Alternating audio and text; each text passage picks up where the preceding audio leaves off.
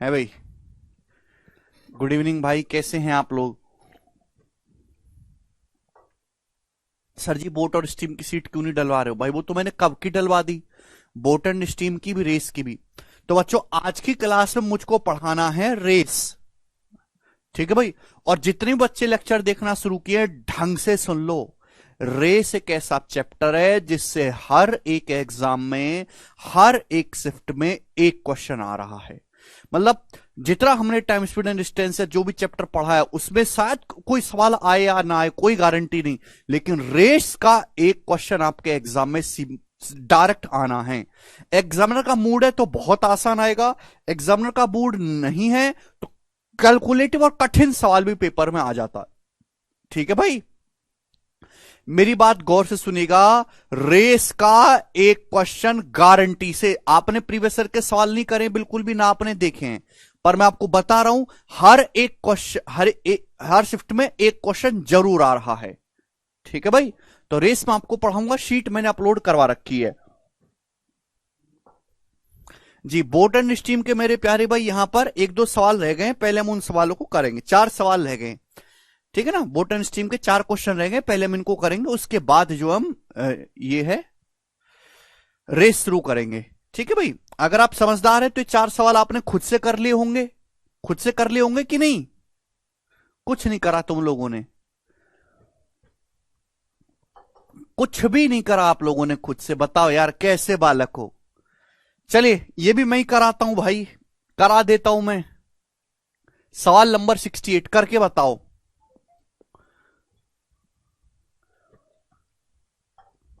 68 number. A swimmer swims from point P against the current for 6 minutes and then swims back along the current for next 6 minutes and reaches at a point Q. If the distance between P and Q is 120 minutes, then the speed of current is, आपसे current की speed पूछे kilometre per hour में। देखो, ये एक point P है मेरे दोस्तों, ये है पॉइंट पी। यहां से पॉइंट पी से एक जो है स्विमर तैरना शुरू करता है, अप स्टीम तैरता है 6 मिनट तक। तो एक स्विमर पी जो है मेरे दोस्तों ऐसे तैरना शुरू करता है अप स्टीम, कितने मिनट तक तैरता है? 6 मिनट तक, 6 मिनट तक, 6 मिनट तक तैरता है। 6 मिनट तक तैरने के बाद वो जो है अगले 6 मिनट फिर वो क्या करता है, next 6 minute and then swims back, फिर बैक स्विम करता है और अगले 6 मिनट तक वो जो है तैरता है मेरे प्यारे भाई अलोंग दी करंट, और पॉइंट के ऊपर पहुंचता है। तो 6 मिनट तैरा अप स्टीम तक, फिर वो वापस मुड़ता है, फिर वो वापस मुड़ता है और अगले 6 मिनट तक वो तैरता है डाउन स्ट्रीम। अगले 6 मिनट तक वो डाउन स्ट्रीम तैरता है और वापस पहुंचता है पॉइंट क्यू पर। तो जाहिर सी बात है, अप स्ट्रीम में जितनी डिस्टेंस दौड़ा है, डाउन स्ट्रीम उससे ज्यादा डिस्टेंस दौड़ेगा। क्यों? कि डाउन स्ट्रीम की स्पीड ज्यादा होती है। और आपसे क्या बोला है? आपसे बोला है कि पी और क्यू के बीच की जो डिस्टेंस है 120 मीटर है, पी और क्यू के बीच की दूरी 120 मीटर है। तो आपसे पूछा है करंट की स्पीड, वाई का मान पूछा है, क्या आप नहीं निकाल सकते?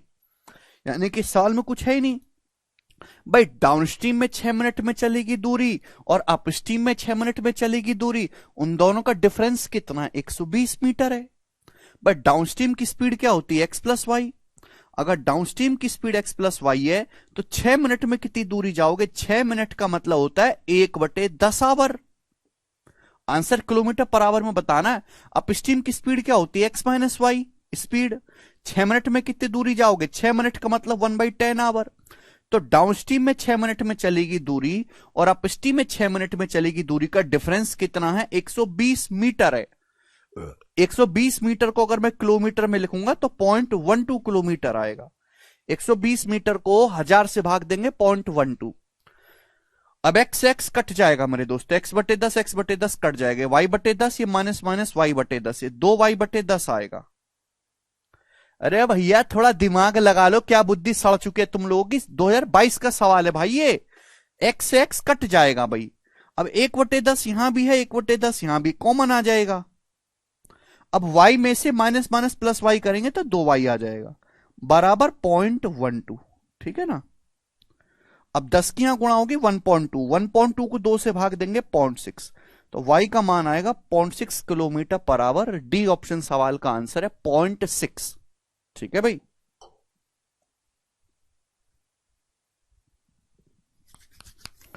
समझ में आया ना? तो आसान सवाल है ये। सवाल 2022 के पेपर में आया है, 2022 के पेपर में आया सीजल में। इजी सा क्वेश्चन था। आगे चलेंगे। सवाल नंबर है 69 बनाएंगे जी। इसका क्या उत्तर है फटाफट करेंगे सब लोग।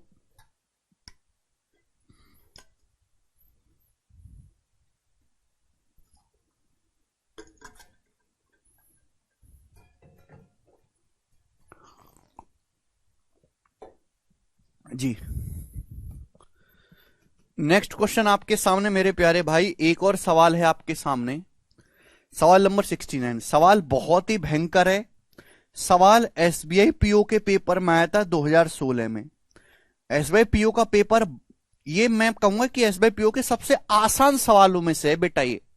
एसबीआई पीओ का पेपर इतना कठिन आता है, इतना कठिन आता है कि ऐसे में 10-15 इंस्पेक्टर खड़े हो जाएंगे। जितना एसबीआई पीओ के पेपर का लेवल है, उतने लेवल के पेपर में 10-12 इनकम टैक्स इंस्पेक्टर के पेपर हो जाएंगे। 6 मिनट को लिखा है आवर में नितेश, 1/10 आवर। 6 मिनट को मैं बोलता था हूं, आप सुनते ही नहीं हो। चलेगा, ध्यान सुनेगा। A ship is 77 kilometre from the shore, springs a leak which admits 2:1/4 ton of water in every 5.5 minute.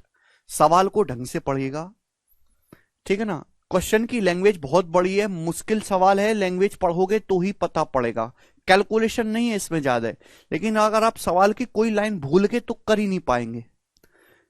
एक शिप में किनारे से 77 किलोमीटर की दूरी पर जो है एक लीक हो जाता है। तो वह ये जो है, जैसे मैं आपको समझाऊंगा, चित्र बना के बता देता हूं कि ये आपका जैसे समुद्र है।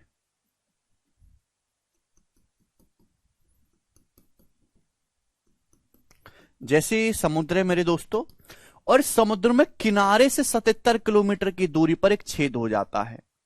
ठीक है भाई, समुद्र है, समुद्र में एक नाव है, जहाज है। जहाज में किनारे से 77 किलोमीटर की दूरी पर एक लीक हो जाता है। ठीक है, okay. Which admits 2:1/4 ton of water in every 4.5 minute, जिसमें हर 5.5 मिनट में 2:1/4 टन वाटर इस जहाज में भरने लगता है। पानी लीक हो गया, छेद हो गया। हर 5.5 मिनट में 2:1/4 टन पानी इसमें भरता है। An outlet tank can throw out 20 ton of water per hour. इसमें एक आउटलेट पाइप भी लगा हुआ है जो हर 1 घंटे में 12 टन पानी बाहर निकालता है। ठीक है, find at what speed it should move. बताओ इस जहाज को किस स्पीड से मूव करना चाहिए, such that when it's begins to sink, जब ये डूबने लगता है तो एक रेस्क्यू जहाज जो 6 किलोमीटर पर आवर की स्पीड से आ रहा है पैसेंजर्स को बचाने के लिए, उससे बचा सके मेरे प्यारे भाई।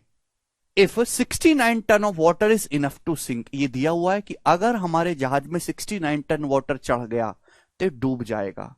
तो मेरे प्यारे भी एक यहां से रेस्क्यू जहाज निकला है, रेस्क्यू जहाज पैसेंजर्स को बचाने के लिए यहां से किनारे से रेस्क्यू जहाज निकला है।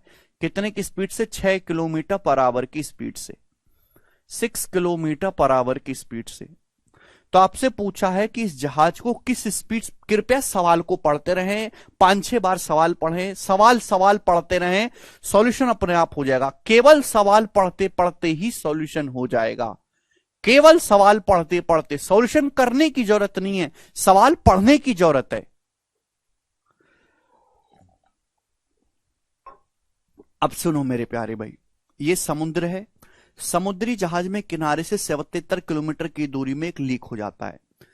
इस लीक से हर 5.5 मिनट में कितना पानी अंदर आने लगता है? 2:1/4 टन। 2:1/4 टन का मतलब होता है 4 दूनी 8, 1 9/4। 9/4 टन पानी आता है 5.5 मिनट में। 9/4 टन पानी आता है मेरे दोस्तों 5.5 मिनट में। तो 1 मिनट में कितना पानी आता है? 5.5 का मतलब 11/2। इतना पानी आता है 1 मिनट में।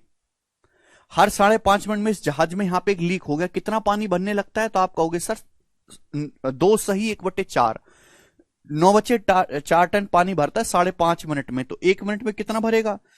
5.5 को 11/2, तो आप मुझे बताओ 60 मिनट में कितना भरेगा, मल्टीप्लाई बाई 60, यानी कि हर 1 घंटे में जहाज में इतना पानी भर जाएगा। 1 आवर में, 1 आवर में जो है हमारे जहाज में इतना पानी भर जाएगा। अब किससे जाएगा मेरे प्यारे भाई, जवाब दीजिएगा। 4 से 60, ये 15 बार चला जाएगा। ठीक है भाई, तो ये दो ऊपर 15 निम्मा 135 दूनी 270/11, तो जहाज में 1 घंटे में 270/11 टन पानी चढ़ेगा, भर जाएगा लीक से।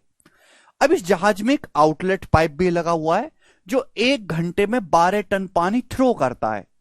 अब 1 घंटे में जहाज में इतने टन पानी अंदर आएगा और आउटलेट पाइप से कितना, 12 टन पानी बाहर निकलेगा, 12 टन।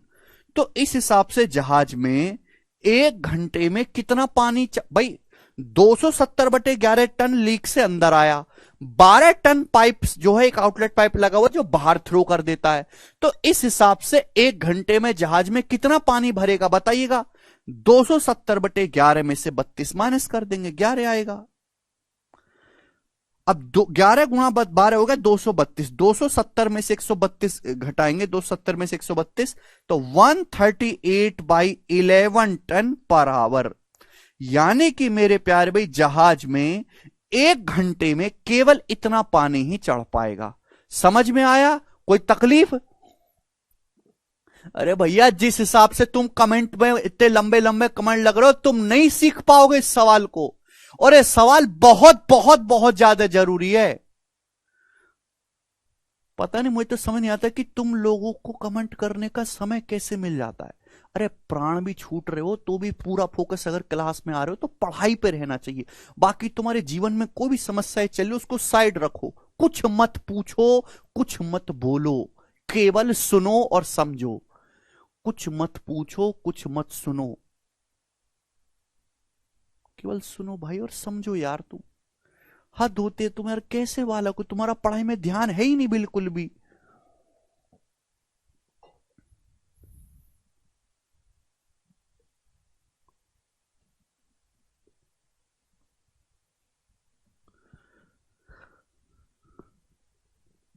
ये समझ में आया बात? यानी कि 1 घंटे में जहाज में इतना पानी चढ़ेगा, 1 घंटे में। आपसे पूछा है कि इस जहाज को किस स्पीड से चलना चाहिए जिस जब ये डूबने लगे। अगर एक रेस्क्यू जहाज इधर से आ रहा है 6 किलोमीटर पर आवर की स्पीड से पैसेंजर को बचाने के लिए, 69 टन वाटर काफी है इस जहाज को डुबोने के लिए। आप बताओ, इस जहाज में 1 घंटे में 138/11 टन पानी चढ़ता है। तो 69 टन पानी जैसे ही इस जहाज में 69 टन पानी चढ़ जाएगा, जहाज डूब जाएगा मेरे दोस्त। तो आप बताओ कि जहाज को डूबने में समय कितना लगेगा। अगर 1 घंटे में 138/11 टन पानी जहाज में चढ़ता है तो 69 टन पानी कितने घंटे में चढ़ेगा। 69 को 138/11 से डिवाइड कर देंगे। 69 से 138 जाएगा 2 बार, 11 पहुंचेगा ऊपर, 11/2 घंटे में। इसका मतलब मैं ये कह सकता हूं कि इस जहाज को पूरे डूबने में, इस वाले जहाज को 11/2 घंटे का समय लगेगा, 11/2 आवर्स का लगेगा। यानी कि अगर ये दोनों जहाज आपस में एक दूसरे से 11/2 घंटे बाद मिल जाएं, तो इस जहाज के पैसेंजर को हम रेस्क्यू जहाज में उतार लेंगे और किसी की जो है मिसहैपनिंग नहीं होगी किसी के साथ। तो बताओ किस स्पीड से इसको चलना चाहिए भाई। डिस्टेंस दोनों के बीच की दूरी 77 किलोमीटर है। डिस्टेंस बराबर होता है रिलेटिव स्पीड गुणा टाइम। भाई इस जहाज की स्पीड को मैंने एस माना है, उधर से रेस्क्यू जहाज चल रहा है 6 किलोमीटर पर आवर की स्पीड से, तो एस प्लस 6 रिलेटिव स्पीड गुणा टाइम, कितने समय मिलना चाहिए 11/2 घंटे के बाद, बराबर रिलेटिव स्पीड गुणा टाइम, डिस्टेंस कितना है 77। 11 से 77 जाएगा 7 बार, 2 की 7 में गुणा होगी 14, और 14 में से 6 घटाएंगे 8। तो एस का मान आ गया 8 kilometre per our. B option सवाल का आंसर है। तो जहाज को 8 किलोमीटर पर आवर की स्पीड से चलना चाहिए। आसान सवाल था, सवाल बिल्कुल भी मुश्किल नहीं था, बस आपको स्टेप बाय स्टेप ये क्वेश्चन करना है। वेरी गुड, काफी सारे बच्चों का आंसर आ गया है। अब जो बच्चे कमेंट में लगे हुए उनका आंसर नहीं आया है ना, उनको समझ में आएगा, कोई जरूरत भी नहीं उनको समझने की। आगे चलते हैं मेरे दोस्तों। नेक्स्ट क्वेश्चन की तरफ। नेक्स्ट और लास्ट क्वेश्चन, लास्ट टाइप। ठीक है भाई,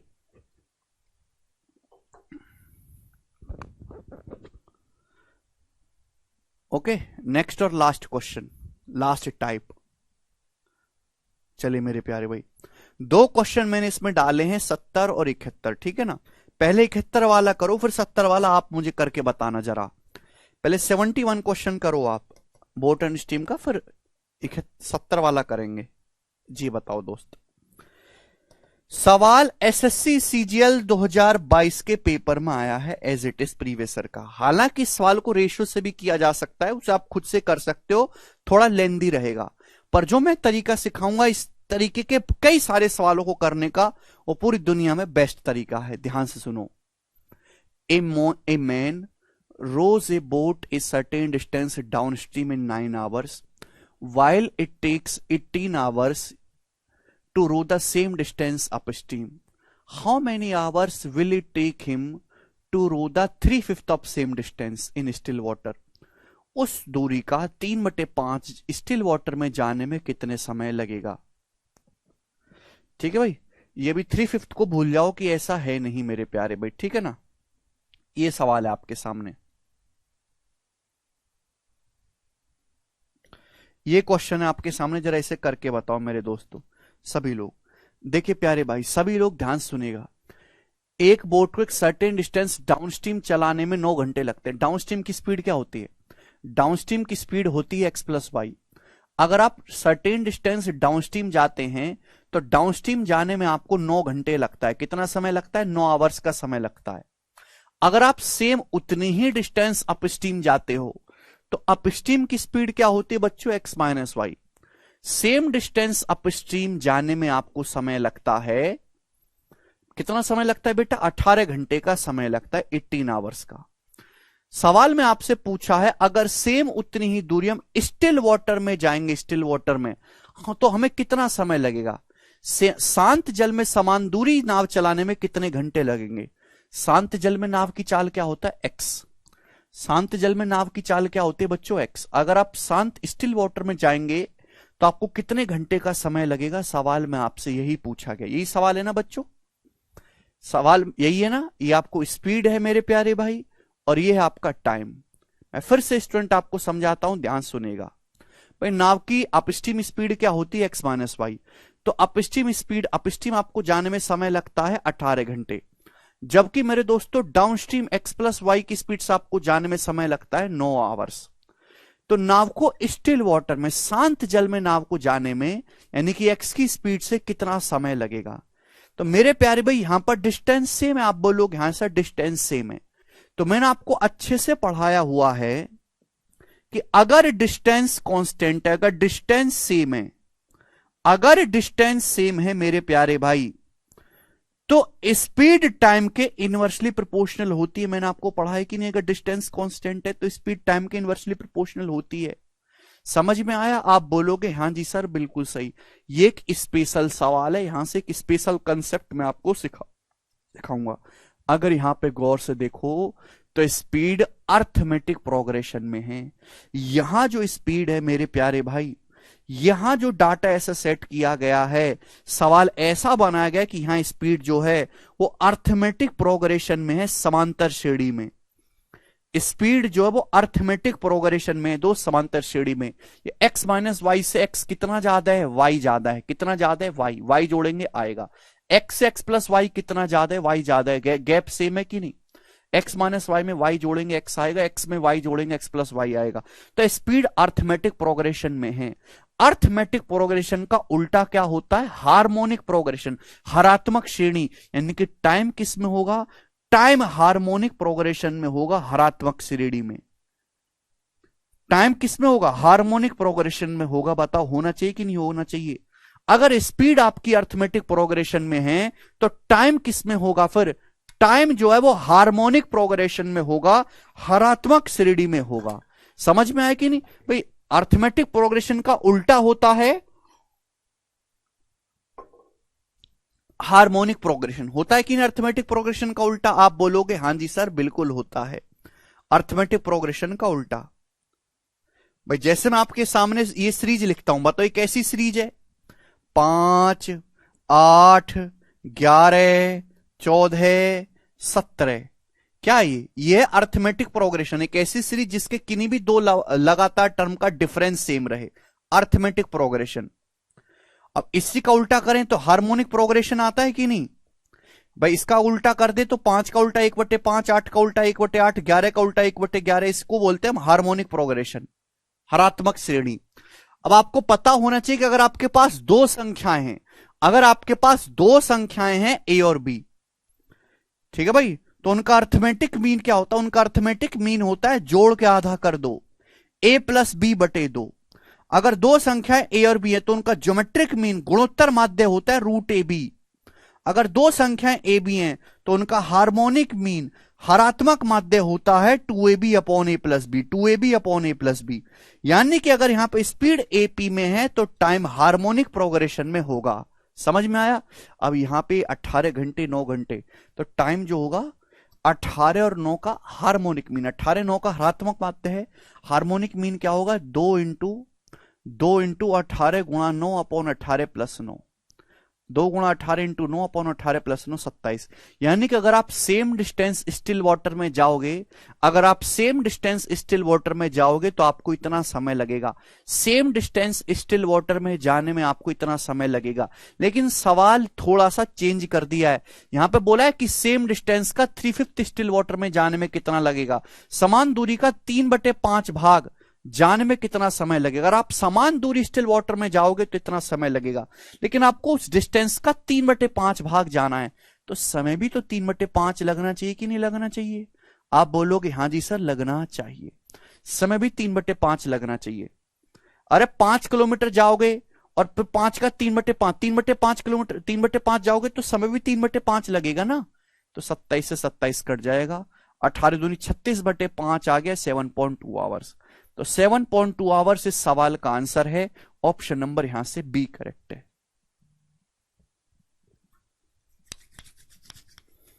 बहुत आसान सिंपल तरीका, इससे आसान तरीका नहीं इस सवाल को करने का।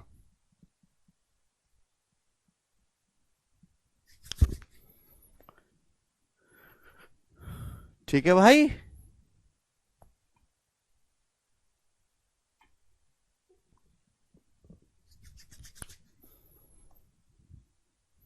लगता है बात आपको समझ में आई होगी। एक क्वेश्चन आपके सामने और है, ठीक है ना, जो इसी कंसेप्ट से सॉल्व होगा। मैं आपको सोचने समझने का टाइम देता हूं, मेरे सामने करके बताओ, जल्दी से फटाफट करके बताओ। मतलब आपने राम जी पढ़ा ही नहीं है कुछ भी, सेम इसी कंसेप्ट से सवाल करके बताओ। हाँ ये आप डी मान के भी कर सकते हो, बट इससे आसान तरीका नहीं है। ओके, यहां पे आपको देखो, ये ऐसे सवाल तभी पता चलेंगे जब प्रैक्टिस करोगे। है भाई, आपको क्या दिया है? स्पीड दी x-y, x और x+y, और टाइम आपसे पूछा। अब आपने एक क्वेश्चन कर लिया, ऐसा कोई भी सवाल आएगा दुनिया में आप कर पाओगे? कोई भी क्वेश्चन? ये सवाल और है, इसको भी करके बताओ, जल्दी से बनाए।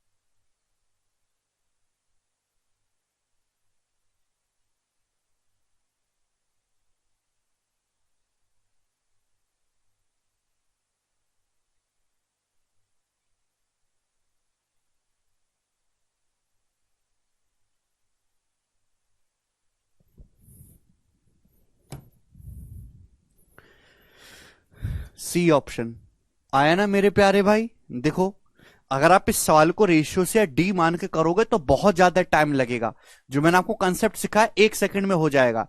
A man can walk up a moving up escalator in 40 second. एक एस्केलेटर ऊपर की ओर जा रहा है और आदमी इस पे वॉक करके पहुंच जाता है 40 सेकंड में। यानी कि मेरे दोस्तों, एक एस्केलेटर है ऐसे जैसे एस्केलेटर है मेरे प्यारे भाई, ये एस्केलेटर ऊपर की ओर जा रहा है मेरे प्यारे भाई, और एक आदमी भी मेरे दोस्त इस पे ऊपर की ओर जा रहा है, आदमी भी ऊपर की ओर जा रहा है वॉक करके। ठीक है ना।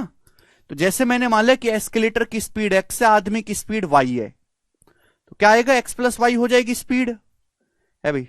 समय कितना लगा, 40 सेकंड का समय लगा, 40 सेकंड का। भाई अगर एक एस्केलेटर ऊपर की ओर जा रहा है, आदमी भी अपने पैरों से ऊपर की ओर जा रहा है, तो आदमी की स्पीड क्या हो जाएगी, आदमी एस्केलेटर के ऊपर है तो एस्केलेटर भी आदमी को धकेलेगा, आदमी खुद भी चल रहा है, X plus Y. The same man can walk down this moving up escalator in 2 minute. अब एस्केलेटर तो ऊपर की ही ओर जा रहा है मेरे प्यारे भाई, एस्केलेटर क्या है मेरे प्यारे भाई, एस्केलेटर तो ऊपर की ही ओर जा रहा है। अब आदमी जो है मूव करके आता है नीचे मेरे प्यारे भाई, आदमी मूव करके नीचे आता है 2 मिनट में। उल्टा कर लेते हैं मेरे प्यारे भाई, उल्टा कर लेते हैं जिससे कि आपको कंफ्यूजन ना रहे। आदमी की स्पीड को मैंने एक्स मान लिया कि आदमी की स्पीड एक्स है, एक्सीलेटर की स्पीड वाई है। अब आदमी तो नीचे उतर के आता है एक्स की स्पीड से, एस्केलेटर ऊपर जा रहा है वाई की स्पीड से, तो आदमी की स्पीड कितनी रह जाएगी, एक्स माइनस वाई। समय लगता है 2 मिनट नीचे उतर के आने में 120 सेकंड। यही है ना। सवाल को ढंग से पढ़ते रहो। The same man can walk down, आदमी नीचे वॉक करके आएगा this moving up escalator, escalator ऊपर की ओर चलता है 2 मिनट में, एस्केलेटर ऊपर की ही ओर चल रहा, मूविंग अप है, आदमी वॉक करके नीचे आता है, वॉक करके नीचे आता है आदमी। तो आदमी वॉक करके नीचे आया तो आदमी की स्पीड ज्यादा रही होगी एस्केलेटर से, यानी कि एक्स माइनस वाई की स्पीड से आदमी आ पाएगा, समय लगेगा 120 सेकेंड। ये एज्यूम करना है कि आदमी की ऊपर जाने की स्पीड अपवर्ड स्पीड और नीचे आने की डाउनवर्ड स्पीड सेम है। How much time he will take, आदमी को कितना समय लगेगा to walk up the escalator, escalator पे ऊपर जाने में, जब एस्केलेटर मूव नहीं कर रहा, आदमी को कितना समय लगेगा इस एस्केलेटर पर ऊपर जाने में। आदमी तो एक्स की स्पीड से जाएगा ना, कितना समय लगेगा अगर एस्केलेटर मूव नहीं कर रहा। अगर एस्केलेटर चल ही नहीं रहा है तो आदमी को इस एस्केलेटर पे मूव करके जाने में कितना समय लगेगा ऊपर, ये सवाल आपसे पूछा गया है। तो आप ये नहीं कह सकते कि भाई तीनों ही केस में आप सेम डिस्टेंस जा रहे हो, डिस्टेंस तीनों केस में सेम है भाई, मुझे तो यहां से यहां तक जाना है, डिस्टेंस सेम है। जब मैंने स्पीड को गौर से देखा तो स्पीड किस में दी हुई है, स्पीड तो एपी में है। देखो अर्थमेटिक प्रोग्रेशन में समांतर श्रेणी में एक्स माइनस वाई से वाई ज्यादा है, ये फिर वाई ज्यादा है, तो टाइम हार्मोनिक प्रोग्रेशन में उल्टा होना चाहिए। यानी कि अगर आदमी वॉक करके जाता है, एस्केलेटर नहीं चल रहा है, तो कितना समय लगेगा, टाइम जो होगा वो हार्मोनिक मीन होगा 2ab अपॉन ए प्लस बी, 2 गुणा 40 गुणा 120 अपॉन 40 प्लस 120 160, तो 40 चौका और 4 से 120 जाएगा 30 बार, यानी कि 60 सेकंड। तो आदमी को 60 सेकंड का समय लगेगा और यही सवाल का आंसर हो जाएगा सी ऑप्शन, 60 सेकंड। तो बहुत जबरदस्त सवाल है मेरे प्यारे भाई, तो इसलिए मैंने आपको दोनों क्वेश्चन करवा दिए। ऐसा सवाल बोटन स्ट्रीम में भी बनता है और ये सवाल एस्केलेटर पे भी बनता है। बोटन स्ट्रीम का आ चुका है भाई, मैं ये 2022 में आने से कई साल पहले से मैं एक क्वेश्चन करवा रहा था अपने बैचेस में इसी तरीके से, है ना, क्योंकि मुझे उम्मीद थी कि एक दिन जरूर आएगा ये सवाल। देखो 2022 के 2 शिफ्टों में आया सवाल, 2 शिफ्टों में मैंने एक ही शिफ्ट का सवाल लिया है, ठीक है ना, क्योंकि मुझे तो कंसेप्ट क्लियर करवाना है। ओके, अब ये एस्केलेटर वाला सवाल अगले साल कभी ना कभी जरूर आएगा। ठीक है जी, खत्म, चैप्टर समाप्त मेरे प्यारे भाई। Okay, over. अब सब लोग अपनी कॉपी में हेडिंग डालेंगे, मैंने आपको ट्रेन पढ़ा दिया, बोटन स्ट्रीम पढ़ा दिया, जितना मैंने आपको पढ़ाया है बस आपने उसके नोट्स बनाए होंगे, उस नोट्स का रिवीजन कर लो। इसके अलावा आपको प्रीवियस ईयर का एक भी सवाल लगाने की जरूरत नहीं है। ठीक है भाई, जितना मैंने पढ़ा है वो अपने आप में काफी है, एक भी टाइप का सवाल इसके अलावा ना तो बनता है और ना ही पेपर में कभी आएगा। ऋतिक, हार्मोनिक मीन का फॉर्मूला लगाया हमने 2ab अपॉन ए प्लस बी, मैं ऑलरेडी बता चुका हूं, चलेगा। अब सब लोग अपनी कॉपी में हेडिंग डाल लेंगे दोस्तों, रेस और दौड़। रेस, हिंदी में हम लोग इसको कहते हैं दौड़। देखो, रेस एक ऐसा चैप्टर है जिससे 5 साल तक एक भी सवाल नहीं पूछा गया। 2015 से लेकर 2020 तक रेस का किसी भी एग्जाम में एक भी सवाल नहीं आया था, 5 साल में। एक ऐसा चैप्टर है 2015 से 2020 तक 5 साल में एक भी क्वेश्चन नहीं पूछा गया। लेकिन उसके बाद 2021, 2022 और 2023 में कम से भी कम 500 से ज्यादा सवाल इस पे पूछ ले गए, 500 से ज्यादा क्वेश्चन। यही तो होता है, मतलब ये पिछले 3 सालों में चैप्टर कहीं बहुत ज्यादा पॉपुलर हुआ, ये वाला चैप्टर बहुत ज्यादा है। तो इसलिए हमको ढंग से पढ़ना जरूरी है। आजकल ऐसा है कि भाई हर दूसरी तीसरी शिफ्ट में तो इसका सवाल शॉर्ट शॉर्ट आता ही है, और जो सीजीएल की सीएचएसएल के जो अच्छे पेपर होते हैं उनमें तो हर शिफ्ट में क्वेश्चन आता है। ठीक है भाई, ये एक ऐसा चैप्टर है जिसके लिए बच्चों के मन में बहुत ज्यादा डर है, बहुत ज्यादा बच्चों को कैलकुलेटिव लगता है, मुश्किल लगता है। क्यों मुश्किल लगता है? सवाल का मतलब ही नहीं समझ पाते बच्चे। एक ऐसा चैप्टर है जिसके सवाल का मीनिंग ही बच्चे नहीं समझ पाते। सॉल्व कैसे करेंगे? क्योंकि उसकी टर्मिनोलॉजी, वो सवाल कह क्या रहा है, सवाल के पीछे का मीनिंग क्या है, वही नहीं समझ पाते। क्योंकि इसमें कुछ ऐसी टर्म इस्तेमाल होती हैं, कुछ ऐसे शब्द इस्तेमाल होते हैं, कुछ ऐसे सेंटेंस हैं जिनका मेरे प्यारे भाई अगर आपका मतलब नहीं पता होगा तो आप उन पे बेस सवालों को नहीं कर पाओगे। समझ में आया? ओके। रेस के बाद एवरेज। रेस की एक ही शीट है मेरे दोस्तों, छोटी सी, 35-40 सवालों की एक ही शीट है, छोटी। ठीक है, मैंने अपलोड भी करवा दी, आपने देखी होगी। हाँ, 32 क्वेश्चंस की, सॉरी।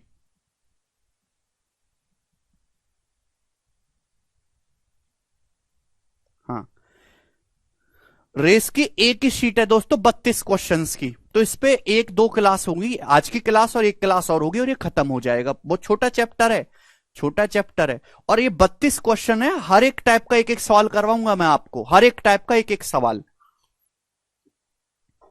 ठीक है ना? चलेगा मेरे प्यार भी। अब इस चैप्टर को बच्चे इसलिए नहीं समझ पाते क्योंकि उनको मतलब ही नहीं समझ में आएगा। ठीक है भाई?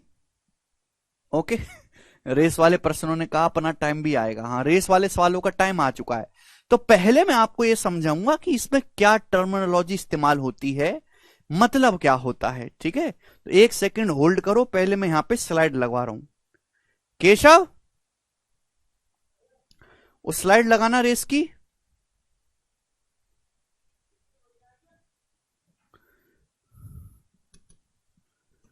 फोल्डर में तो नहीं है।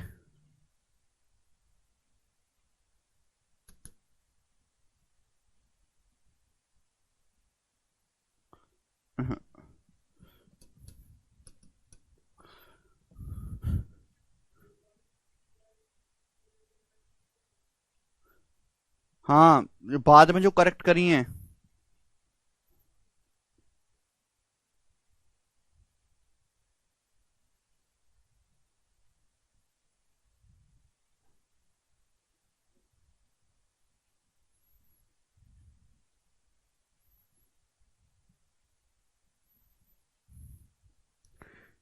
एक सेकंड होल्ड करो भाई, पहले मैं स्लाइड लगवाता हूं। मैंने स्लाइड बनवाई है और उन स्लाइड से, ठीक है भाई,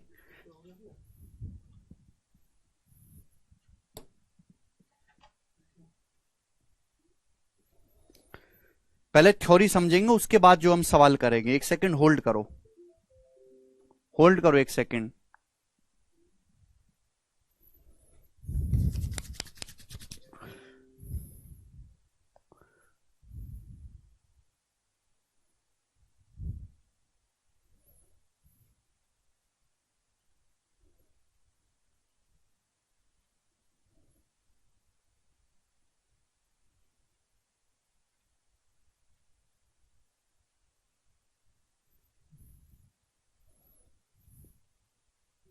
हम्म,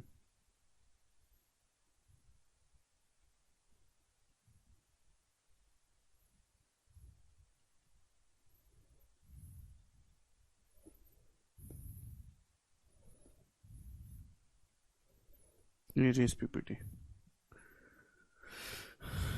ठीक है भाई, चलो मेरे भाई।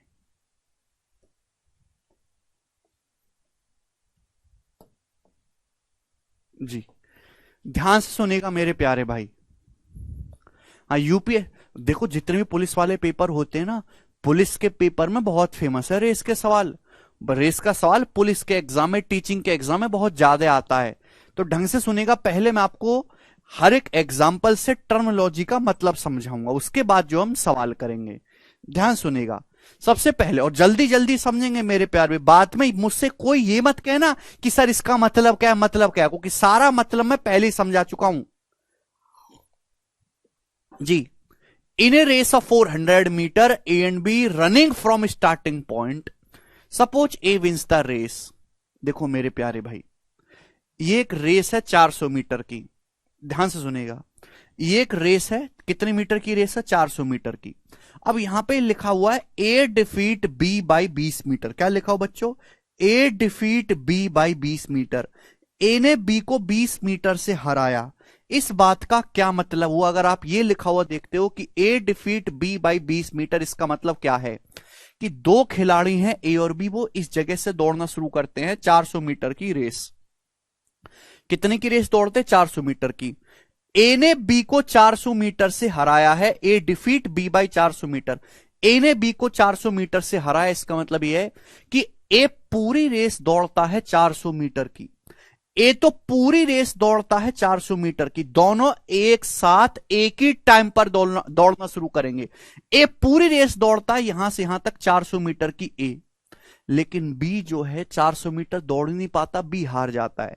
बी फाइनल लाइन से, बी रेस खत्म होने से 20 मीटर पहले ही रह जाता है, यानी कि बी जो है केवल इतनी ही डिस्टेंस दौड़ पाता है बी।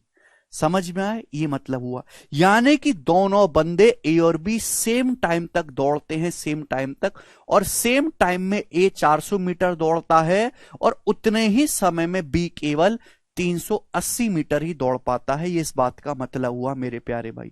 समझ में आया, किसी बच्चे को डाउट, इट मींस ए तो पूरी रेस कंप्लीट करता है और बी फिनिशिंग लाइन से 20 मीटर पहले ही रह जाता है, यानी कि जितने टाइम में ए 400 मीटर दौड़ा उतने ही टाइम में बी 300 मीटर दौड़ा। मतलब समझ में आ गया, क्लियर। आप बोलोगे हां जी सर बिल्कुल सही, और दोनों सेम टाइम लिए हैं, सेम टाइम। ध्यान सुनेगा, रेस दोनों ने एक साथ दौड़ना शुरू किया। ए defeat B by 20 metre, A ने बी को 20 मीटर से हराया। ए ने बी को 20 मीटर से हराया, यानी कि ए ने पूरी रेस दौड़ी 400 मीटर और उतने ही टाइम में बी एंड पॉइंट से 20 मीटर पहले रह गया। तो बी ने कितना दौड़ा, 400 माइनस 20, 400 में से 20 घटाएंगे तो बी ने केवल 380 मीटर दौड़ा है। तो सेम टाइम में ए 400 मीटर दौड़ा है, बी 380 मीटर दौड़ा है। अब एक बात गौर करने वाली है, अगर टाइम सेम है, अगर टाइम सेम है तो डिस्टेंस डायरेक्टली किसके प्रोपोर्शनल होता है, स्पीड के प्रोपोर्शनल होता है। भाई ए तो 480 मीटर दौड़ के रेस जीत गया, बी 20 मीटर पीछे रह गया, बी केवल 380 मीटर ही दौड़ा। तो डिस्टेंस का रेशियो क्या है, 400 और 380, 20 19। तो ए और बी की स्पीड का रेशियो क्या आएगा, जो ए और बी की डिस्टेंस का रेशियो है वही ए और बी की स्पीड का रेशियो भी होगा, 20:19। ये हिडन मीनिंग है इस सवाल में, ठीक है भाई। ए और बी द्वारा चलेगी दूरी का रेशियो 20:19 है, तो ए और बी की स्पीड का रेशियो भी 20:19 होगा। ये पहला मतलब है जो आपको जानना है। अगला जल्दी जल्दी समझेंगे, ऐसे बहुत सारे कंसेप्ट है छोटे छोटे। नेक्स्ट कंसेप्ट,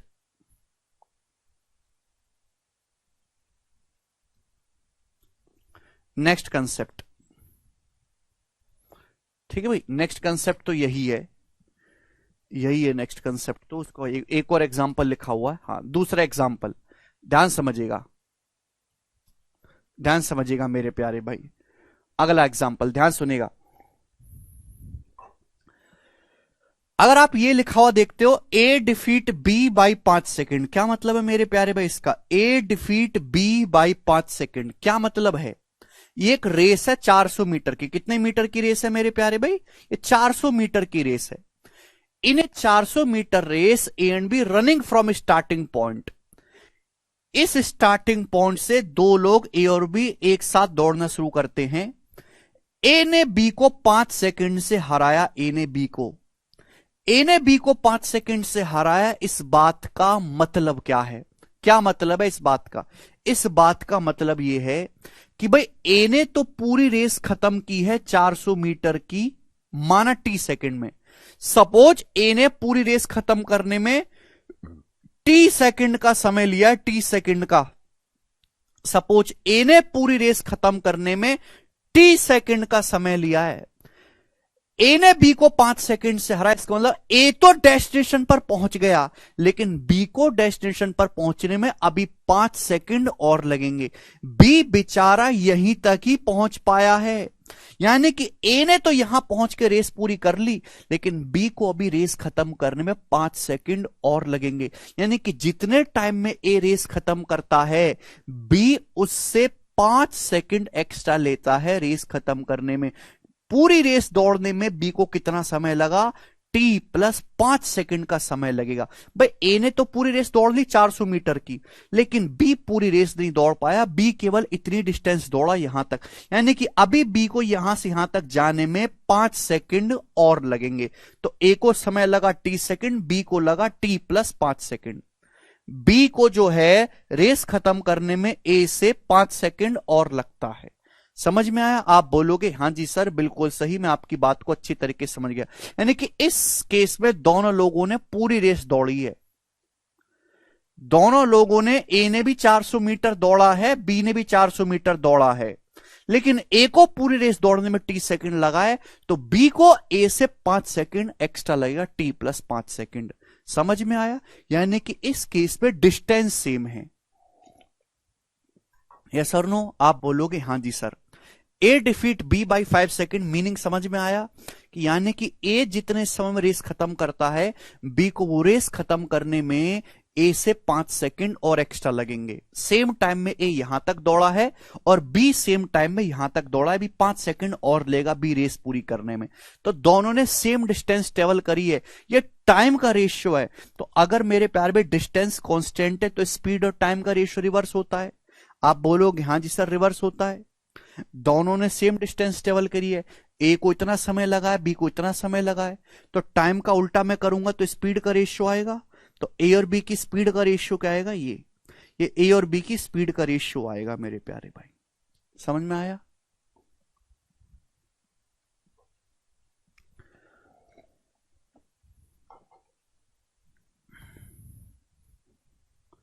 ये ए और बी की स्पीड का रेशियो आएगा। कंसेप्ट क्लियर हुआ? आप बोलोगे हां सर क्लियर हुआ। आगे चलते हैं। दो चीजें मैंने अभी तक आपको समझाई हैं, ठीक है भाई। नेक्स्ट कंसेप्ट मेरे प्यारे भाई, नेक्स्ट कंसेप्ट ध्यान से सुनिएगा। इस सब चीजों का मेरे प्यारे भाई, इस सब चीजों का सवाल की लैंग्वेज में इस्तेमाल होता है। अगला कंसेप्ट है बीट डिस्टेंस। बीट डिस्टेंस का क्या मतलब है? जैसे हर चीज को मैंने एग्जांपल समझा रखा। In a race of 100 meter, if A beats B by 10 meter, then that's called beat distance. जैसे सपोज एक 100 मीटर की रेस हुई, 100 मीटर की रेस में ए ने बी को 10 मीटर से हराया, तो जितनी दूरी से एक खिलाड़ी दूसरे खिलाड़ी को हराता है, उस दूरी को हम कहते हैं बीट डिस्टेंस। समझ में आया? तो 10 मीटर से हराया है, तो 10 मीटर हो गया बीट डिस्टेंस। दूसरा है मेरे प्यारे में बीट टाइम। हर चीज को मैं एग्जाम्पल समझा रहा हूं, ये सारे एग्जाम्पल मैंने अपनी मर्जी से लिखे हैं। एक 100 मीटर की रेस में ए ने बी को 10 सेकंड से हराया। 100 मीटर की रेस हुई, ए ने बी को 10 सेकंड से हराया। मतलब यह है कि ए जितना टाइम लेगा रेस खत्म करने में, बी उससे 10 सेकंड एक्स्ट्रा लेगा, नहीं कि बी 10 सेकंड पीछे छूट गया। तो जितने टाइम से एक खिलाड़ी दूसरे खिलाड़ी को हराता है, उस टाइम को हम कहते हैं बीट टाइम। ए ने बी को 10 सेकंड से हराया, तो 10 सेकंड क्या हो गया? बीट टाइम हो गया। समझ में आया मेरे प्यारे भाई? आगे चलते हैं। नेक्स्ट कंसेप्ट सब लोग अपनी कॉपी में लिखेंगे भाई, यहां पर डेड हीट।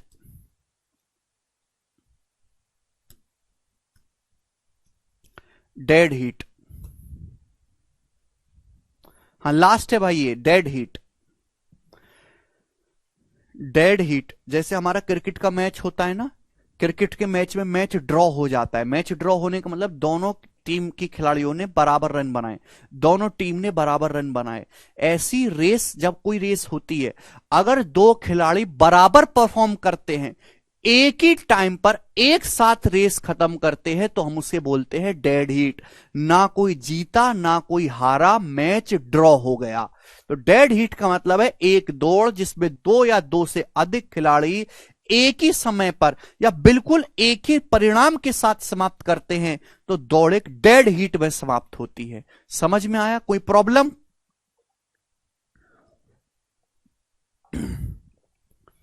कोई समस्या नहीं। तो डेड हीट का मतलब मैच ड्रॉ हो जाना, यानी कि जब दो या दो से ज्यादा खिलाड़ी एक ही टाइम पर रेस खत्म करते हैं। यहां से दौड़ना शुरू किया, यहां से दौड़ना शुरू किया दो खिलाड़ियों ने, और एक साथ जो है रेस पूरी करी, एक साथ सेम टाइम पर डेस्टिनेशन पर पहुंचे, तो हम उसी के कहेंगे मेरे प्यारे भाई डेड हीट। क्लियर? यहां तक कोई समस्या? अरे क्या समझ नहीं आया तुषार? अरे इसमें क्या समझ नहीं आया भाई? हद होती है। नहीं समझ आता, बाढ़ में जाओ। अब इससे ज्यादा तो समझाने के लिए कुछ है ही नहीं भाई। आगे चलते हैं। Next concept, next concept. यही बेसिक है सुमित, जो मैंने पढ़ा है वही बेसिक है, यही बेसिक है, यही बेसिक है रेस का जो मैं आपको बता रहा हूं। लेकिन इस बेसिक को समझने के लिए पूरा टाइम स्पीड एंड डिस्टेंस का चैप्टर आना चाहिए। अगर टाइम स्पीड एंड डिस्टेंस के कंसेप्ट नहीं आते हैं तो नहीं समझ पाओगे। इतना आसान थोड़ना है। हाँ, लिखना पड़ेगा आदित्य, जल्दी जल्दी लिखो। एक आंख से देखो, एक दिमाग से समझो, और साथ साथ एक हाथ से लिखो। चलिए, अब सब लोग, सबसे इंपॉर्टेंट कंसेप्ट ये स्टार्ट और हेड स्टार्ट, स्टार्ट या फिर हेड स्टार्ट, स्टार्ट या हेड स्टार्ट, सबसे इंपॉर्टेंट कंसेप्ट यही है। हिंदी में हम लोग इसको कहते हैं शुरुआत। हिंदी में हम इसको क्या कहते हैं? शुरुआत। चलिए, मैं आपको एक एग्जांपल से समझाऊंगा, सब लोग एग्जांपल से समझेंगे, सब लोग जो है एग्जांपल से समझेंगे, सभी लोग। ठीक है भाई? ये 1 किलोमीटर की एक रेस है, 1 किलोमीटर की, 1 किलोमीटर या 1000 metre. In a 1 kilometre race A gives B a start of 300 metre. 1 kilometre की रेस में ए ने बी को 300 मीटर की शुरुआत दी। In a 1 kilometre race A gives B a start of 300 metre. क्या मतलब है? देखिए, कभी कभी कोई खिलाड़ी ओवर कॉन्फिडेंस में आ जाता है, जैसे हमारा यहां पे ए है, ये एक रेस है 1 किलोमीटर की, 1000 मीटर की, यानी कि यहां से यहां तक की जो दूरी है वो 1 किलोमीटर की है। यहां से यहां तक की दूरी, ए ने बी को 300 मीटर का स्टार्ट दिया। इसका मतलब यह है, ए कहता है भाई मैं तो स्टार्टिंग पॉइंट से दौड़ूंगा, और बी को अपने से 300 मीटर आगे खड़ा कर देता है। ए बी से ये कहता है भाई साहब मैं तो स्टार्टिंग पॉइंट से दौड़ूंगा, और बी तू मुझसे 300 मीटर आगे जाके खड़ा हो जा, और बी 300 मीटर आगे से दौड़ता है। समझ में? जैसे कि भाई ये रेस है 1 किलोमीटर की, 1000 मीटर की। ए तो दौड़ता है यहां स्टार्टिंग पॉइंट से, लेकिन बी दौड़ता है यहां 300 मीटर आगे से। यानी कि अगर रेस जीतनी है, रेस जीतने के लिए ए को पूरी लेंथ दौड़नी पड़ेगी 1000 मीटर की। अगर रेस जीतनी है तो ए को पूरा 1000 मीटर दौड़ना पड़ेगा। लेकिन अगर रेस बी को जीतनी है तो केवल ये 700 मीटर की रेस दौड़नी पड़ेगी, बी को 700 मीटर।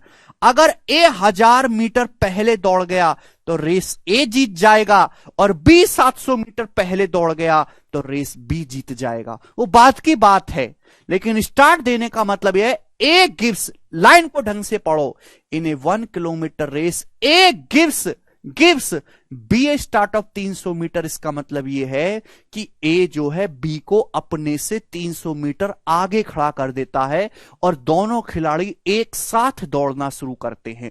यानी कि रेस जीतने के लिए 1 किलोमीटर की है तो ए को 1000 मीटर दौड़ना है और बी को 700 मीटर दौड़ना है। जो पहले दौड़ गया वो जीत जाएगा, जो पीछे रह गया वो हार जाएगा। इसे कहते हैं स्टार्ट देना। समझ में आया? किसी बच्चे को यहां तक कोई समस्या?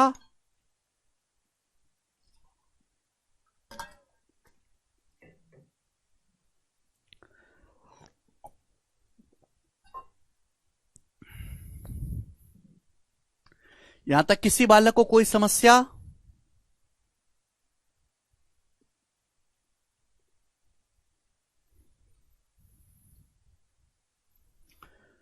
कोई समस्या नहीं है, ठीक है ना, सभी को मतलब आए स्टार्ट का। बार बार यही लाइन आएगी।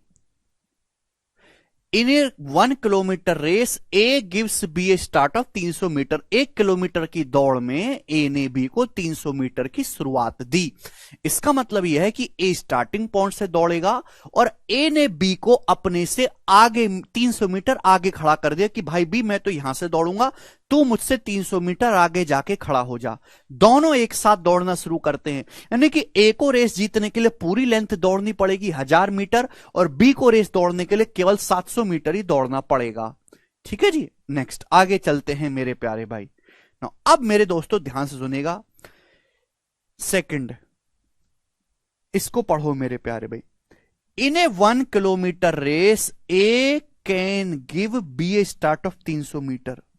अब यहां पे एक शब्द बदलने से जमीन आसमान का फर्क आ जाता है, केवल एक शब्द बदलने से जमीन आसमान का फर्क आ जाता है। यहां है ए गिव्स, यहां लिखा है ए कैन गिव। क्या मतलब है मेरे दोस्त इस बात का? अब क्या मतलब है इस बात का, ध्यान सुनेगा मेरे प्यारे भाई, ध्यान से सुनेगा सभी लोग, सभी लोग ध्यान से सुनेगा। In a 1 kilometre race A can give B a start of 300 metre. 1 kilometre की दौड़ में ए बी को 300 मीटर की शुरुआत दे सकता है। 1 किलोमीटर की दौड़ में ए बी को 300 मीटर की शुरुआत दे सकता है। इसका मतलब क्या है कि भाई दो खिलाड़ी हैं ए और बी, ये एक रेस है 1 किलोमीटर की या 1000 मीटर की। दोनों खिलाड़ी, ए दौड़ना शुरू करता है यहां से स्टार्टिंग पॉइंट से मेरे प्यारे भाई। 1 किलोमीटर की रेस में ए बी को 300 मीटर की शुरुआत दे सकता है, सकता है, सकता है। ए कैन गिव, इसका मतलब यह है कि अगर 1 किलोमीटर की रेस होती है, ए दौड़ता है स्टार्टिंग पॉइंट से, बी ए जो है बी को 300 मीटर की शुरुआत दे सकता है, यानी कि ए बी को खड़ा कर देता है अपने से 300 मीटर आगे और दोनों लोग दौड़ना शुरू करते हैं। तो भाई जितने टाइम में ए पूरी रेस दौड़ेगा, सेम उतने ही टाइम में हमारा बी भी ये रेस दौड़ेगा। भाई जितने टाइम में ए 1000 मीटर दौड़ेगा, भाई ए को रेस दौड़ने के लिए कितना दौड़ना है, ए को रेस जीतने के लिए कितना दौड़ना है, 1000 मीटर। जितने टाइम में ए 1000 मीटर दौड़ेगा, सेम उतने ही टाइम में मेरे प्यारे भाई हमारा बी ये 700 मीटर दौड़ेगा, सेम उतने ही टाइम में। समझ में आया? सेम उतने ही टाइम में। यानी कि अगर ए ने बी को 300 मीटर से ज्यादा की स्टार्ट दे दी तो ए हार जाएगा। समझ में आया? अगर ए ने बी को 300 मीटर से कम की स्टार्ट दी तो ए जीत जाएगा। यानी कि ए जो है बी को इस दौड़ में अपने से केवल 300 मीटर आगे ही खड़ा कर सकता है। अगर ए ने बी को 300 मीटर से आगे खड़ा कर दिया और आगे खड़ा कर दिया बी को, तो हमारा ए हार जाएगा। समझ में आया? A can give B a start of 300 meter का मतलब, कैन गिव का मतलब कि ए अपने से बी को केवल 300 मीटर आगे ही खड़ा कर सकता है। ठीक है ना? यानी कि अगर इससे ज्यादा अगर आगे खड़ा कर दिया ए ने बी को, तो भैया बी पहले रेस खत्म कर लेगा और बी हार जाएगा। बिल्कुल लिख लेगा रोहित। ठीक है भाई? यानी कि सेम टाइम टी में ए तो दौड़ता है 1000 मीटर और उतने ही टाइम टी में बी दौड़ा है 700 मीटर। सेम टाइम टी में, सेम टाइम टी में,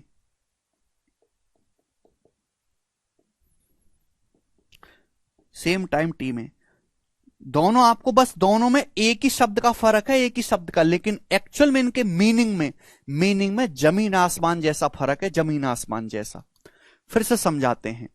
इन a 1 kilometre race A can give B a start of 300 metre. इसका मतलब यह है कि ए तो दौड़ता है स्टार्टिंग पॉइंट से और बी जो है बी को अपने से 300 मीटर आगे जाके खड़ा कर देता है और दोनों लोग दौड़ना शुरू करते हैं। तो दोनों लोग सेम टाइम में बराबरी पर रेस खत्म करते हैं कि ए जो है बी को केवल 300 मीटर की स्टार्ट दे सकता है। अगर ए ने बी को 300 मीटर से आगे सपोज 400 मीटर पे खड़ा कर दिया होता तो भाई हमारा ए हार जाता।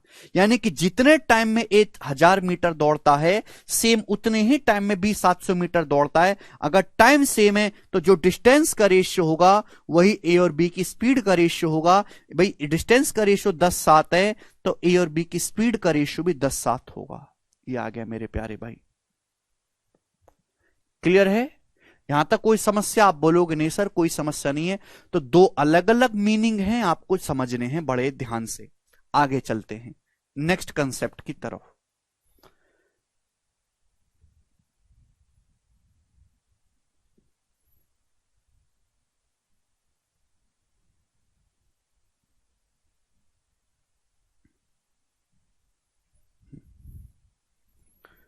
जी अगला कंसेप्ट मेरे प्यारे भाई, अगला कंसेप्ट,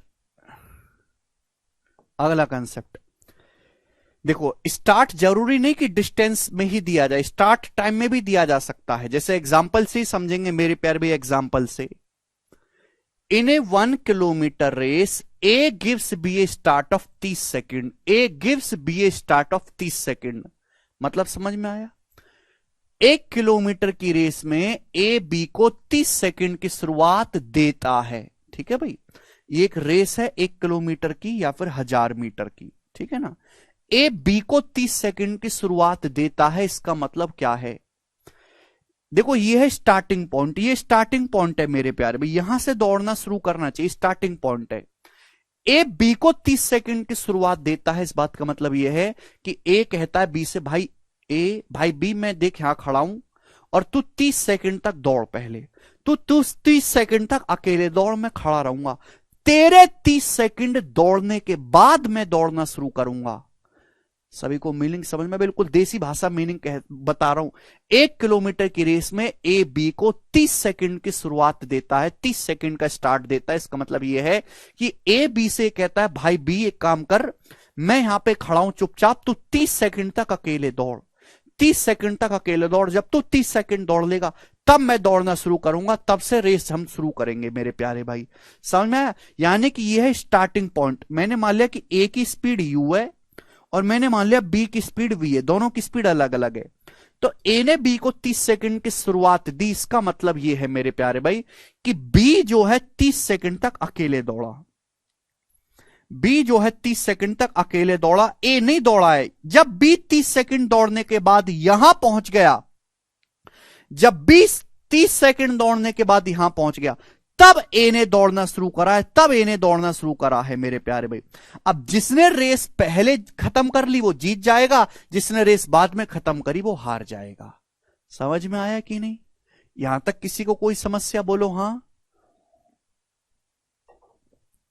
राम तुम्हें मतलब समझ में आया? नहीं है सुनील?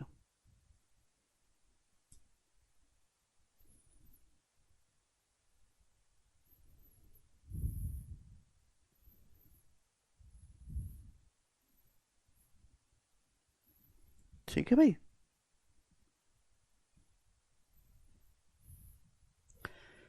यानी कि इसका मतलब यह है मेरे प्यारे भाई कि बी जो है वो ए से 30 सेकंड मेरे दोस्तों ज्यादा टाइम के लिए दौड़ता है। ठीक है, नेक्स्ट आगे की तरफ चलेंगे दोस्त। Next concept, next concept,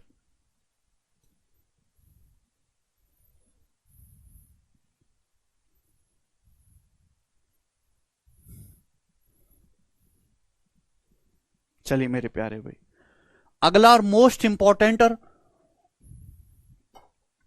sir क्या सर्कुलर रेस का कंसेप्ट भी होगा इसमें? सर्कुलर रेस का कंसेप्ट तो मैंने कब का पूरा पढ़ा दिया भाई, सर्कुलर रेस तो मैंने कब की पूरी पढ़ा दी, कहां सोए हुए हो? सर्कुलर रेस में कम से कम मैंने आपको 20 सवाल करवाए हैं जी दोस्त। नेक्स्ट और आखिरी कंसेप्ट मेरे प्यारे भाई आपको समझना है, दो कंसेप्ट और हैं अभी। चलिए, 1 किलोमीटर की दौड़ में ए बी से 30 सेकंड से जीत जाता है। ठीक है भाई, ध्यान समझिएगा। 1 किलोमीटर की रेस में ए बी से 30 सेकंड से जीतता है, इस बात का मीनिंग क्या है कि भाई यहां कोई स्टार्ट वगैरह नहीं दिया गया, स्टार्टिंग पॉइंट है, यहां से दो खिलाड़ी दौड़ना शुरू करते हैं, दो खिलाड़ी, रेस है 1 किलोमीटर की या 1000 मीटर की।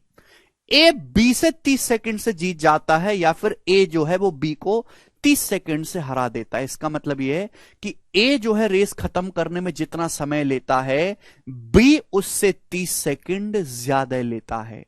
यानी कि अगर ए ने पूरी रेस, ए यहां से यहां तक अगर पूरी रेस 30 सेकंड में खत्म कर रहा है ए, तो 30 सेकंड में बी जो है हमारा यही दौड़ पाया।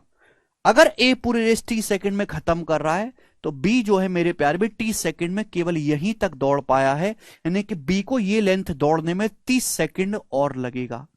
यानी कि बी ये पूरी कंप्लीट रेस दौड़ेगा T+30 सेकंड में। ये तो मैं बता चुका हूं पहले, यहां दोबारा से आया है मेरे दोस्तों।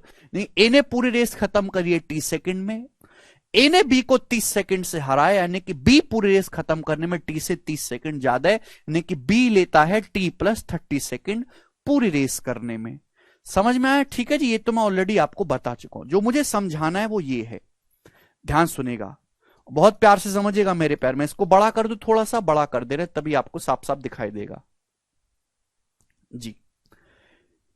In a 1 kilometer race, A gives a start of 100 meter to B and still wins over B by 30 second. 1 kilometre की रेस में ए बी को 100 मीटर की स्टार्ट देता है, और फिर भी ए जो है वो बी को 30 सेकेंड से हरा देता है। समझ में? सवाल को ढंग से पढ़ो, कंसेप्ट को, ठीक है ना। बार बार ये लैंग्वेज आएगी तो पूछना नहीं सर क्या मतलब है, कैसे हुआ कैसे हुआ कैसे हुआ, तो मैं बहुत गुस्सा करूंगा फिर। 1 किलोमीटर की रेस में ए बी को 100 मीटर की शुरुआत देता है and still wins over B by 30 second, और फिर भी जो है हमारा ए बी से 30 सेकेंड से जीत जाता है। क्या आपको ये बात समझ में आई है? यानी कि एक रेस हो रही है 1 किलोमीटर की 1000 मीटर की।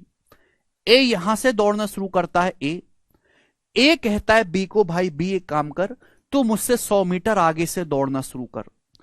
ए कहता है बी से, ए ने बी को 100 मीटर की शुरुआत दे दी, यानी कि बी दौड़ना शुरू करता है मेरे प्यारे भाई यहां से, बी दौड़ना शुरू करता है मेरे प्यारे भाई यहां से। यानी कि ए को रेस जीतने के लिए दौड़ना है 1000 मीटर, और बी को अगर रेस जीतनी है तो बी को दौड़ना है केवल 900 मीटर। ए को रेस जीतने के लिए 1000 मीटर दौड़ना है, जबकि बी को रेस जीतने के लिए केवल 900 मीटर ही दौड़ना है। ठीक है भाई? अब मेरे प्यार भी समझने की कोशिश करेगा। ए ने बी को अपने से 100 मीटर आगे खड़ा कर दिया, और उसके बावजूद भी ए ने बी को 30 सेकंड से हरा दिया। इसका मतलब यह है कि भाई ए ने जो है यहां से यहां तक की जो पूरी रेस है वो 30 सेकंड में खत्म करी। ए ने पूरी रेस खत्म करी है 30 सेकंड में। कितने समय में? 30 सेकंड में। लेकिन बी जो है वो 30 सेकंड में 900 मीटर नहीं दौड़ पाया। बी जो है वो 30 सेकंड में केवल इतनी ही दूरी दौड़ पाया, बी 30 सेकंड में यहां से यहां तक, यानी कि बी को ये लेंथ जाने में अभी 30 सेकंड और लगेंगे, बी को ये दूरी जाने में अभी 30 सेकंड और लगेंगे। यानी कि बी 900 मीटर दौड़ेगा T+30 सेकंड में। समझ में आया? आप बोलोगे हां जी सर बिल्कुल सही, ये समझ में आई है बात। किसी बालक को कोई डाउट, कोई समस्या? आप बोलो कि कोई समस्या नहीं। तो भैया ए जो है वो पूरी रेस दौड़ता है 1000 मीटर, और बी 100 मीटर आगे से दौड़ना शुरू करता है। बी को रेस दौड़ने के लिए जीतना है केवल 900 मीटर ही दौड़ना है बी को रेस जीतने के लिए। ए ने पूरी रेस दौड़ी है माना 30 सेकंड में, लेकिन बी 30 सेकंड में पूरी रेस नहीं दौड़ पाया, क्योंकि बी को तो 900 मीटर ही दौड़ना है। यानी कि बी 30 सेकंड में केवल इतनी ही दूरी दौड़ पाया है। अभी बी को रेस खत्म करने में, ए ने तो रेस खत्म कर ली, 30 सेकंड और लगेंगे बी को, यानी कि बी यहां से यहां तक की पूरी दौड़ी, बी यहां से यहां तक की T+30 सेकंड में जाएगा। समझ में आया? आप बोलोगे जी बिल्कुल सही।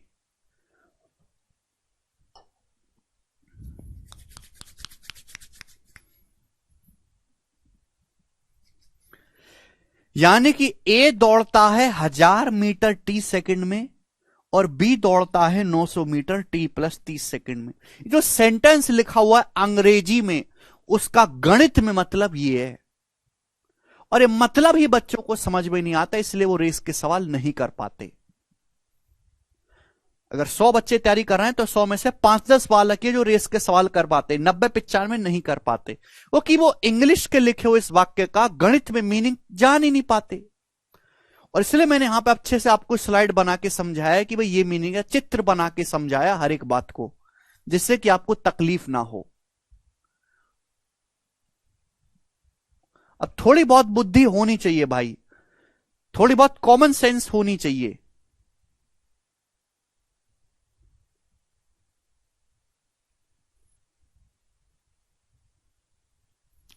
अगर आपको यह समझ में आया है तो सब लोग कमेंट में यस लिखेंगे, सब लोग कमेंट में यस लिखेंगे। जितने भी बच्चों को यह बात समझ में आई है सब कमेंट में यस लिखेंगे, यस हां जी समझ गए।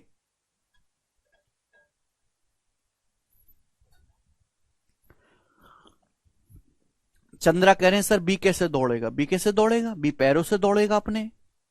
रेस का क्वेश्चन प्री में भी आता है, मेंस में भी आता है, एमटीएस में भी आता है, सीएचएसएल में भी, सीपीओ में भी, सीडीएस में भी, बैंकिंग में भी, पुलिस के पेपर में भी। एक बार गूगल पे जरा लिख दो पुलिस के रेस के वाले सवाल, लाइन लग जाएगी पुलिस के पेपर में रेस के सवालों की जो प्रीवियस ईयर में आए हुए हैं। बहुत बढ़िया, सब बच्चों को आ चुका है, 2 लड़कियों को छोड़ के बस। तो लड़कियों तुम छोड़ दो,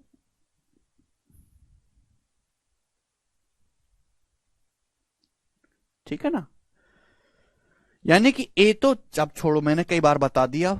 नेक्स्ट और लास्ट मेरे प्यारे भाई आपके सामने यहां पर कंसेप्ट बच्चों, और एक कंसेप्ट नहीं एग्जाम्पल है, कंसेप्ट नहीं मेरे प्यारे भाई एग्जाम्पल है, एग्जाम्पल।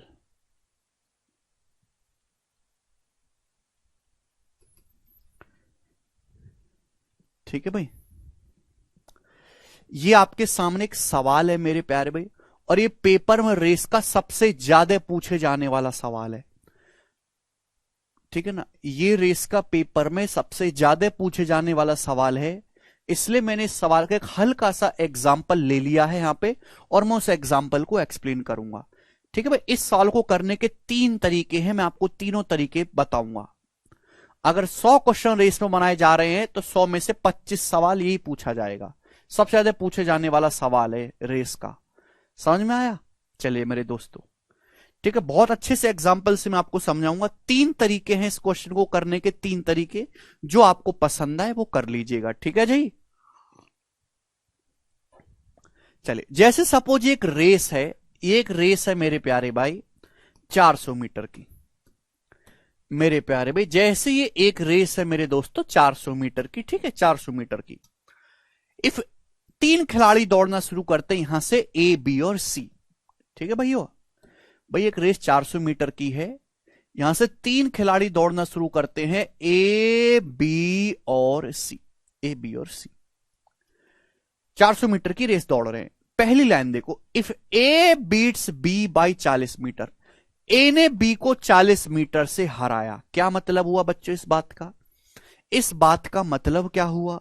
इस बात का मतलब यह हुआ मेरे प्यारे भाई कि ए जीता है और बी हारा है।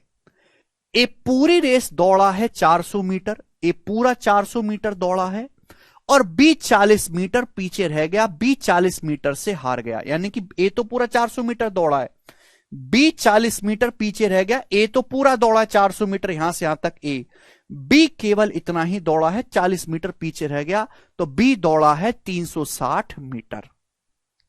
समझ में आया? आप बोलोगे हां जी सर बिल्कुल सही। अभी तो समझा है थोड़ी देर पहले एग्जाम्पल, यानी कि मैं ये कह सकता हूं कि एक 400 मीटर की रेस होती है, ए ने बी को 40 मीटर से हराया, मतलब ए ने 400 मीटर दौड़ के पूरी रेस जीती है, लेकिन बी 400 मीटर नहीं दौड़ पाया, 40 मीटर पीछे रह गया, तो बी केवल 360 मीटर ही दौड़ा है, 360 मीटर।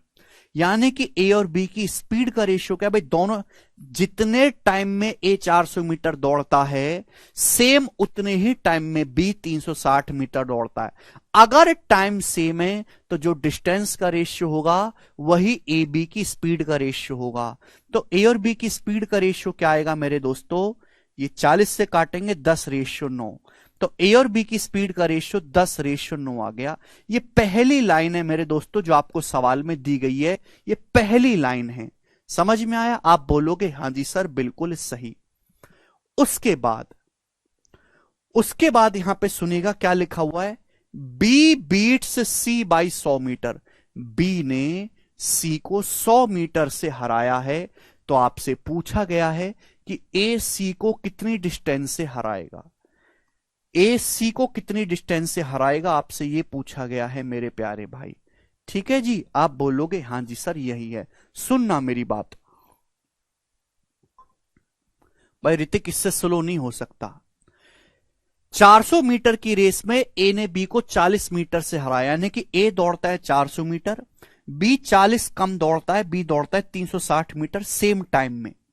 बी ने सी को 100 मीटर से हराया, इसका मतलब जब बी रेस पूरी करता है भाई, बी देखो ए तो रेस पहले ही पूरी कर चुका है, ए विनर है। ऐसा नहीं, आपने देखी हो कि इंटरनेशनल रेस ऐसा नहीं होता कि किसी खिलाड़ी ने रेस पूरी कर ली तो बाकी रुक जाते हैं, अरे ये तो जीत गया अब हम बैठ के कॉफी पी लेते हैं, ऐसा नहीं होता। सारे खिलाड़ी जब तक दौड़ते हैं जब तक वो नीचे ना गिर पड़े या फिर रेस पूरी ना हो जाए। तो जब बी रेस पूरी करता है, जब बी रेस पूरी करता है 400 मीटर की, तो सी 100 मीटर पीछे ही छूट जाता है, यानी कि बी जो है वो सी को 100 मीटर से हराता है। यानी कि बी दौड़ता है 400 मीटर और सी उतने ही टाइम में दौड़ पाता है केवल 300 मीटर। 100 400 माइनस 100 300 मीटर, यानी कि जितने टाइम में बी 400 मीटर दौड़ता है उतने टाइम में सी 300 मीटर दौड़ता है। टाइम सेम है, बी और सी की डिस्टेंस का रेशियो क्या है 4:3, तो बी और सी की स्पीड का रेशियो भी 4:3 होगा। तो बी और सी की स्पीड का रेशियो कितना है 4:3, बी और सी की स्पीड का रेशियो। सवाल यह है कि ए ने सी को कितनी दूरी से हराया है मेरे प्यारे भाई, ए ने सी को कितनी दूरी से हराया, मेरा सवाल यह है। तो मेरे प्यारे भाई ध्यान सुनेगा, जितने टाइम में ए 400 मीटर दौड़ता है उतने ही समय में बी दौड़ता है 360। जितने टाइम में बी 400 मीटर दौड़ता है सी दौड़ता है 300। ए ने सी को कितने मीटर से हराया, इसका मतलब यह है कि भाई अगर ए 400 मीटर दौड़ा है तो बताओ सी कितने मीटर दौड़ा होगा, जवाब दो। ये दो अलग अलग रेशियो, मुझे इन दोनों रेशियो को कंबाइंड करना है। दोनों में यहां पर 360 मीटर, दोनों में यहां पर बी कॉमन है, दोनों में यहां पर बी कॉमन है, मुझे बी को सेम करना पड़ेगा। दोनों में यहां पर बी कॉमन है, बी सेम करना पड़ेगा। ये ए बी का रेशियो है, ये बी सी का रेशियो है, दोनों में बी कॉमन है, मुझे बी को सेम करना पड़ेगा। यहां बी 360 है या 400 है, सेम बनाना पड़ेगा। तो 400 को भी अगर 360 बनाना है, 400 को भी अगर 360 बनाना है तो 0.9 से गुणा करनी पड़ेगी। 0.9 की 400 में गुणा करेंगे 360, 0.9 की 300 में गुणा करेंगे 270 मीटर। यानी कि मैं ये कह सकता हूं मेरे प्यारे भाई कि जितने टाइम में ए 400 मीटर दौड़ता है उतने ही समय में बी 360 मीटर दौड़ता है और सी दौड़ता है 270 मीटर। तो ए 400 मीटर दौड़ेगा, सी 270 मीटर दौड़ेगा। तो ए ने सी को, ए जो है 400 दौड़ा, सी 270 दौड़ा, तो कितना कम 130 मीटर। यानी कि ए ने सी को 130 मीटर से हराया है। ए सी को 130 मीटर से हराएगा मेरे प्यारे भाई, समझ में आया। ये दो अलग अलग रेशियो, ये ए बी का है मेरे दोस्तों, बी सी का, इन दोनों को कंबाइंड करेंगे। तो यहां पे जब मैं कंबाइंड करूंगा ए 400 दौड़ेगा तो सी दौड़ता है 270, यानी कि जो है ए से सी कितना कम, 130 मीटर कम दौड़ पाया है। तो ए ने सी को 130 मीटर से हराया है। अगर आप इस सवाल को इस तरीके से करना चाहते हैं, रेशियो से स्पीड निकाल के, आप जानते मुझे क्वेश्चन सॉल्व करने के लिए ए और सी की स्पीड का रेशियो चाहिए। ए बी की स्पीड का रेशियो क्या है 10:9, बी सी की स्पीड का रेशियो क्या है 4:3। अगर इन दोनों की सीधी सीधी गुणा कर देंगे, दोनों की सीधी सीधी, तो बी से बी कट जाएगा। तो ए और सी की स्पीड का रेशियो क्या आएगा, ए और सी की स्पीड का रेशियो आएगा 40:27, सीधी सीधी गुणा। ये ए और सी की स्पीड का रेशियो आ जाएगा 40:27। समझ में आप बोलोगे हां जी सर, ए और सी की स्पीड का रेशियो आएगा। यानी कि अगर ए 400 मीटर दौड़ता है, 40 किलो 400 मीटर, तो सी कितना दौड़ेगा 270 मीटर दौड़ेगा सी। तो ए ने सी को कितनी दूरी से हराया है, ए सी को 130 मीटर की दूरी से हराएगा, 130 मीटर की दूरी से। ये हो गया, समझ में आया। आप बोलोगे हां जी सर। जिसको यही नहीं पता कंबाइन कैसे किया, वो भैया वो रेशियो पढ़ो, जाके रेशियो पढ़ो। ये 360 है, 400 है। 360 और 400 को सेम बना लिया। 400 को 360 बनाने के लिए 0.9 से गुणा कर दी, पूरे रेशियो को 0.9 से। ये हो गया मेरे प्यारे में दूसरा तरीका। समझ में आया? ठीक है, ये रेशियो को कंबाइन करके निकाला, या मैंने स्पीड का रेशियो निकाल के बताया है। यही बेसिक है मंजीत। बिना रेशियो पढ़े यहां पे आ जाओगे तो नहीं आएगा समझ में। ठीक है भाई, ये देखो, आप इस सवाल को परसेंटेज से भी कर सकते हो। आप इस सवाल को परसेंटेज से भी कर सकते हो। ध्यान से सुनेगा मेरे प्यारे भाई। 3 खिलाड़ी हैं, ए, बी और सी। एक 400 मीटर की रेस में ए ने बी को 40 मीटर से हराया। 400 मीटर की रेस में ए ने बी को 40 मीटर से हराया। इस बात का मतलब क्या है? यार 400 मीटर की रेस होती है तो ए ने बी को 40 मीटर से हराया। 40 मीटर का मतलब होता है 1/10। 1/10 का मतलब होता है परसेंटेज में 10%, 10%। आप बोलोगे हाँ जी सर बिल्कुल सही। 400 मीटर की रेस में ए ने बी को 40 मीटर से हराया। 40 मीटर पूरी रेस 400 मीटर का कितना परसेंट है? 10%। समझ में आया? आप बोलोगे हाँ जी सर। यानी कि ए ने बी को 10% से हराया है, 10% से। 400 मीटर की रेस में बी ने सी को 100 मीटर से हराया। बी ने सी को 100 मीटर से हराया। अब बी ने सी को 100 मीटर से हराया, क्या मतलब है? 400 मीटर की रेस में बी ने सी को हराया 100 मीटर से। 100 मीटर का मतलब हो गया 1/4। 1/4 का मतलब हो गया 25%। कितना आ गया दोस्तों? 25%। तो बी सी को 25% से हराता है। सवाल जो पेपर में पूछा गया वो ये पूछा गया है कि ए सी को कितने मीटर से हराता है। ए सी को कितने मीटर से हराता है? तो क्या ये सक्सेसिव नहीं है? क्या ये सक्सेसिव नहीं है? दो रेशियो की सीधी सीधी गुणा, ए से बी की, बी से सी की, बी से बी कट जाएगा। इनिशियल वैल्यू और फाइनल वैल्यू का रेशियो आया। इनिशियल और फाइनल वैल्यू का रेशियो तो चाहिए, सक्सेसिव ही तो है।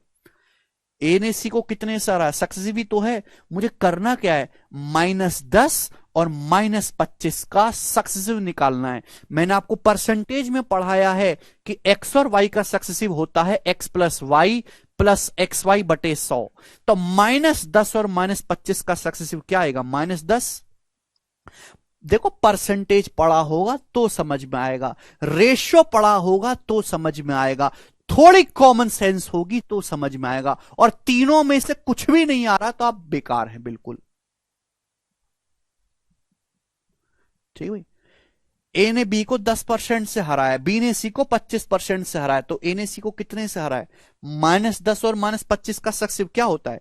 एक्स और वाई का सक्सेसिव x + y + xy/100। -10 -25 भाई, माइनस की माइनस में गुणा करेंगे तो प्लस ही हो जाएगा ना, +250/100। आप बोलोगे जी सर बिल्कुल सही। कितना है मेरे दोस्तों? ये माइनस का 35 और प्लस का 2.5, ये माइनस का 32.5% आ गया। यानी कि ए सी को 32.5% से हराता है। ए सी को 32.5% से हराता है। -10 और -25 का सक्सेसिव होता है -32.5%। समझ में आया? आप बोलोगे जी बिल्कुल आ गया समझ में। लेकिन आपसे उसमें पूछा है लेंथ में, तो 400, अगर 400 कितनी भी रेस हो, ए सी को 32.5% से हराएगा। रेस हुई है 400 मीटर की, तो 400 मीटर की रेस में ए सी को कैसे हराएगा?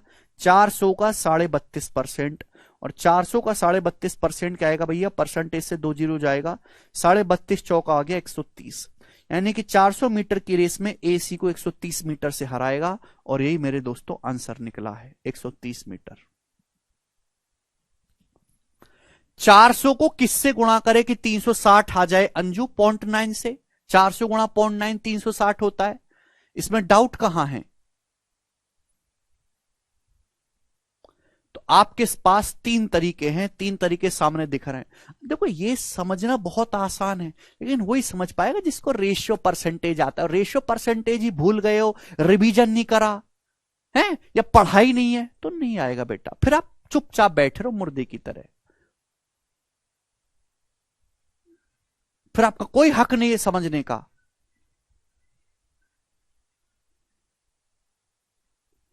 जिस बच्चे ने परसेंटेज रेशियो पढ़ा उसके लिए मजाक है, उसके लिए आसान है ये।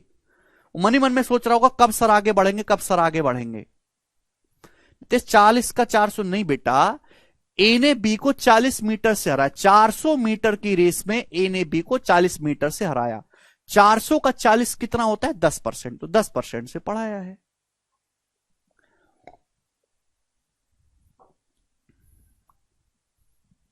चार सौ का 10% 40 होता है ना।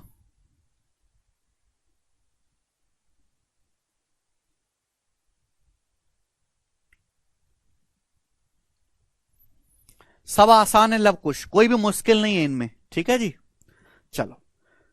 तो ये थी सारी थ्योरी जो मैंने आपको समझाई बड़े डिटेल में। अब हम इस पर बेस्ड सवाल करेंगे। सवाल तो खैर अगली अगली क्लास में सारे सवाल करवा दूंगा मेरे दोस्त, ठीक है ना। चलो ये बताओ, पहला सवाल बिल्कुल आसान सा क्वेश्चन है, बनाएंगे जल्दी से। सीचसल 2022 प्री का बनाओ, फटाफट कर देंगे सब लोग, फटाफट करेंगे। गीता बबीता से 5/2 गुना तेज दौड़ती है। एक दौड़ में यदि गीता बबीता को 40 मीटर की बढ़त देती है, 40 मीटर की स्टार्ट देती है, लीड देना या बढ़त देना, स्टार्ट देना एक ही मतलब है, तो शुरुआती बिंदु से वह दूरी ज्ञात करिए जहां दोनों लोग मिलेंगे। Find the distance from the starting point where both of them will meet, correct to 2 decimal place. सवाल में ये बोला है गीता बबीता से 5/2 गुना तेज दौड़ती है। Geeta is five times as faster as Babita. देखिए गीता और बबीता की स्पीड का रेशियो कितना है? 5/2। ऐसा सवाल में बोला गया। गीता की जो स्पीड है वो बबीता का 5/2 टाइम्स है। अब एक रेस होती है मेरे प्यारे, भी ध्यान समझिएगा, एक रेस होती है, एक रेस में गीता बबीता को 40 मीटर की बढ़त देती है। इसका मतलब मेरे प्यारे भाई, गीता तो दौड़ रही है यहां से, और गीता ने बबीता को आगे खड़ा कर दिया यहां से 40 मीटर आगे। गीता जो है वो बबीता को 40 मीटर का स्टार्ट देती है। तो आप बताओ स्टार्टिंग पॉइंट से वह दूरी ज्ञात करें जहां दोनों लोग मिलेंगे। दोनों लोग कहां मिलेंगे भाई? दोनों लोग तब मिलेंगे मेरे प्यारे भाई, भाई गीता तो इतनी दूरी दौड़ेगी और बबीता इतनी दूरी दौड़ेगी, तभी तो दोनों लोग मिल पाएंगे। आप बोलोगे हाँ जी सर। देखो दोनों लोग एक साथ दौड़ना शुरू करते हैं। गीता ने यहां से दौड़ना शुरू किया, बबीता 40 मीटर आगे से दौड़ रही, बिल्कुल चोर पुलिस वाले सवाल की तरह है। दोनों लोग सेम टाइम तक दौड़ते हैं। गीता इतनी डिस्टेंस दौड़ेगी, बबीता इतनी डिस्टेंस दौड़ेगी, दोनों सेम टाइम तक दौड़ते हैं। यहां पे मुलाकात दोनों की होगी। अगर टाइम सेम है तो जो गीता बबीता की स्पीड का रेशियो वही उनकी डिस्टेंस का रेशियो भी होगा।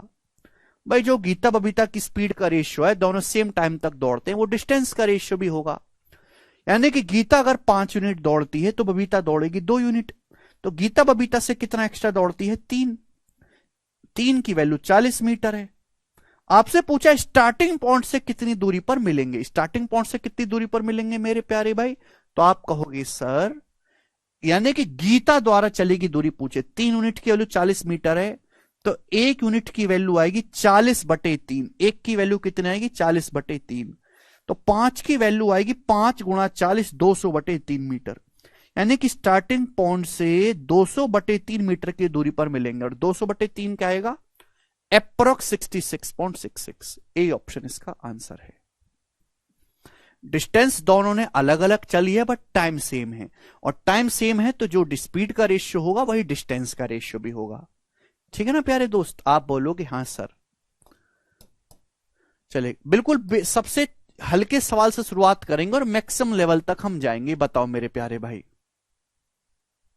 सवाल नंबर है आपके सामने 2, करो जल्दी से, करेंगे सब लोग। अरे राम,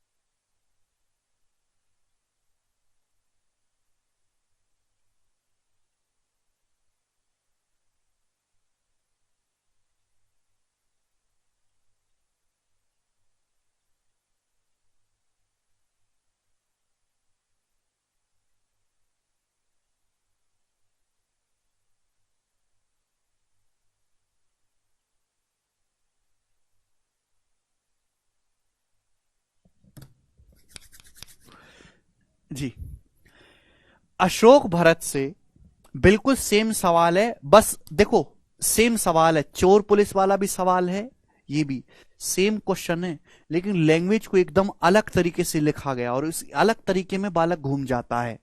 अशोक भरत से 2 सही 2/3 गुना तेज दौड़ता है।